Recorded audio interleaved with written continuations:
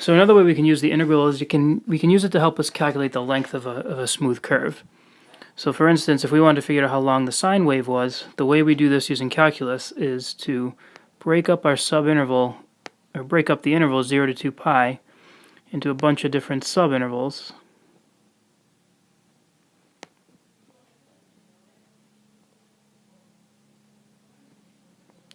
So like let's say that's the x sub kth one. You keep doing that all the way up until you get to 2 pi. And then what you do is you say, you map a point that corresponds to each x value here.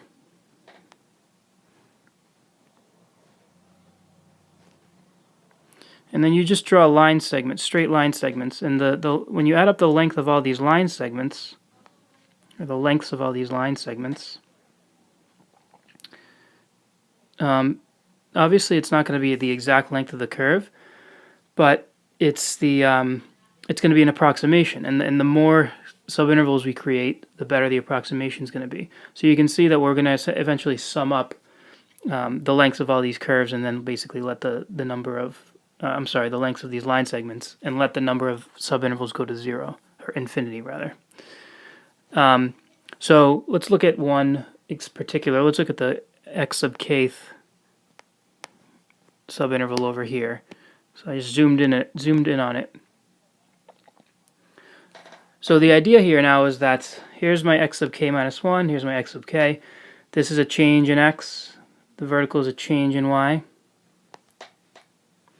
And by the Pythagorean theorem, the length of this line segment, the hypotenuse, is just the square root of delta x sub k squared plus delta y sub k squared. So there's one length of one line segment. So what we're going to say is that we're going to add those all up, right? There's n of them if we went all the way to x sub n. So the length is going to be the square root of delta x sub k squared plus delta y sub k squared. But we're adding all k. We're adding all of them up as k goes from, in this case, I guess 0, the 0th one, to n. So this almost looks like a Riemann sum, which we can turn into the integral, except that it's missing the delta x over here. So what we do to get the delta x in there is we put in a delta x sub k here.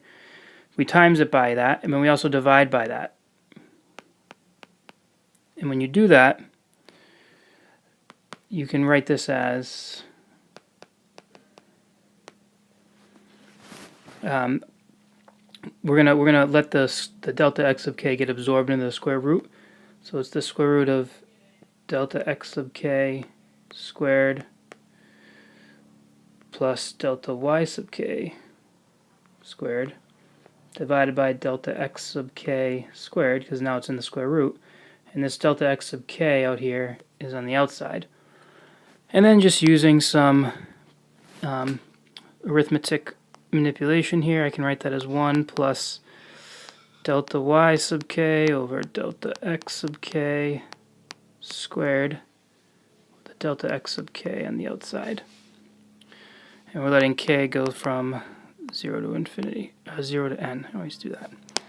0 to n. So at this point, we're just going to plug in what our derivative is. In this case, it's sine. So actually, what we'll do is we'll say as n goes to infinity, this becomes the integral of the square root of 1 plus, and delta y over delta k x becomes dy dx squared. The delta x sub k becomes dx. And we're summing up on the interval, in this case it's 0 to 2 pi, because we're doing the sine wave. So that's going to equal the integral from 0 to 2 pi of the square root of the derivative of sine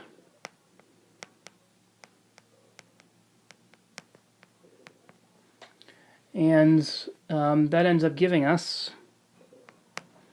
By the way, the derivative of sine is cosine, so I could just put a cosine in there. But that ends up giving us 7.64 about. So that's the length of one sine wave. So we'll formalize this. This is really the big formula here for length of a curve. The 0 and 2 pi may change, but the structure there is the same. So let's go look on the next slide to formalize this. So if we want to find the length of a smooth curve that begins at AC and ends at BD, as I can show you in this picture here, say that's A comma C and this is B comma D, then the length is given by this integral.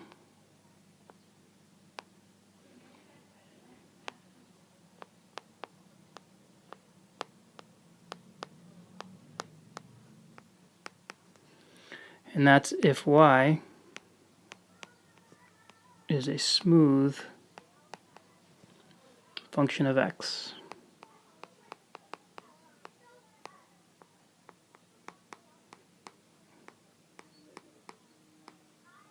On the interval a to b. And it's the integral from c to d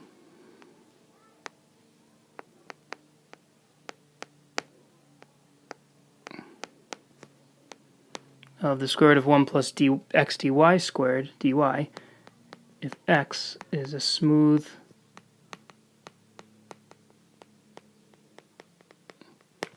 function of y on the interval c to d.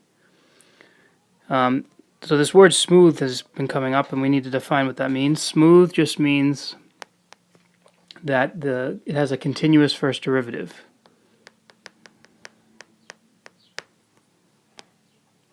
Continuous, first derivative. That's important because look at the rule or the formula for length of a curve. It involves the first derivative. So if the first derivative is not continuous, then we have a problem. We have a discontinuity within the integral, and that's a problem. We need the function within the integral to be continuous in order to be sure we can apply the fundamental theorem. So these are two basically formulas that we'll be looking at and using to find the length of smooth curves. So we'll do a couple examples next. Alright, so let's assume we want to find the length of a curve, this particular curve on the interval 0 to 1. Well, first I'm going to find dy dx because the formula involves that. Now there are two formulas, so let me just write them down. The integral from 0 to 1 of the square root of 1 plus dy dx squared.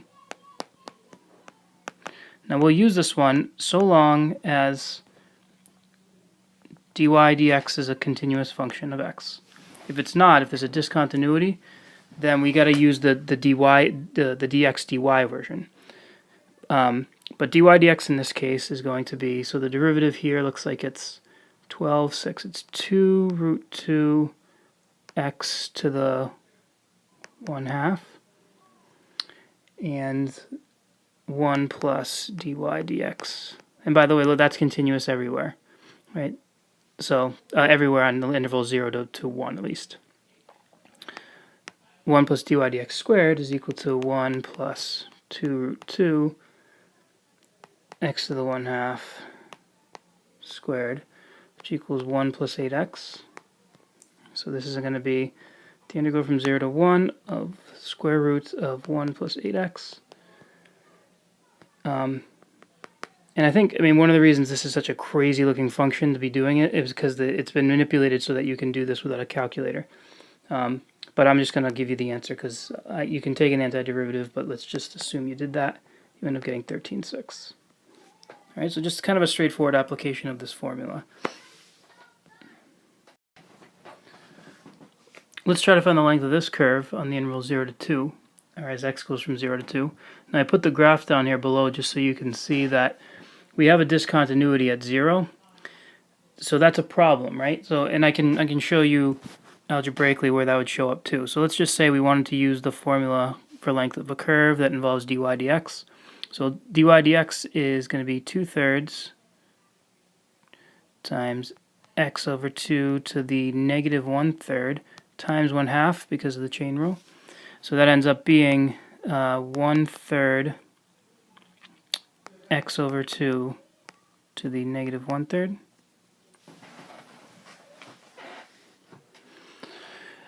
Which is the same as 1/3, and then I can express this as 2 over x to the 1/3,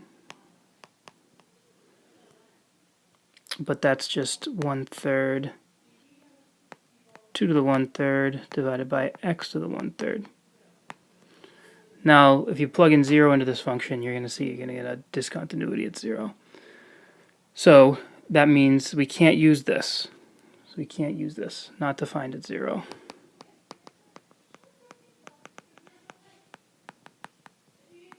Which means that we have to switch orientation. So I'm going to rewrite our function, or our equation, to express x in terms of y.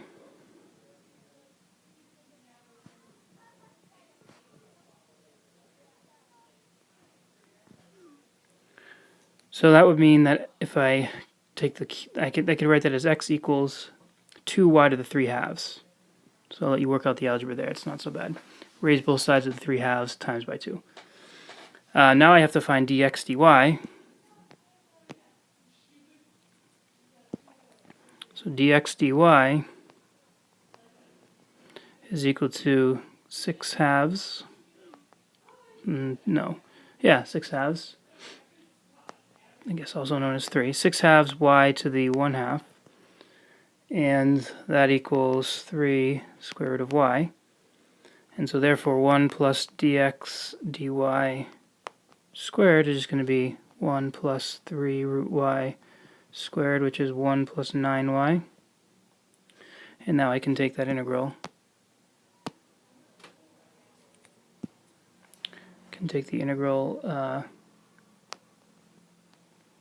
from y goes from 0 to 1 on this interval. The square root of 1 plus 9y dy. And that ends up getting you about 2.268. Alright, so the moral of that story is you have to check for continuity when you take the derivative. Make sure it's continuous everywhere on the closed interval, because if not, you got to rewrite the function in terms of y and use the other version of the formula.